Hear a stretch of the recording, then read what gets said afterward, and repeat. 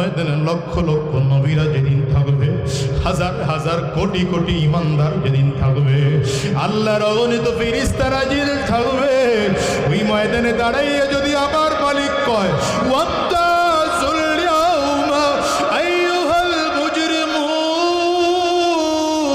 এ গুনাহগার আলাদা হইয়া যা। কিয়ামতের ময়দানে যদি ইমানদার থেকে আলাদা হয়েছে,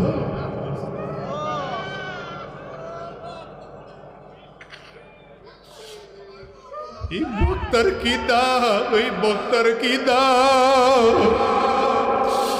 মানুষের সামনে বয়ান করি, মানুষ আমার বয়ান শুনে শুনে কান্না করে, কিন্তু যদি কিয়ামতের ময়দানে আমার মালিক কই তুই গুনাহগার, তুই আলাদা হয়ে যা, আমি তো কুকুরের চেয়ে সেদিন খারাপ হয়ে যাব। আয় আল্লাহ, কিয়ামতের ময়দানে আমাদের কাউকে তুমি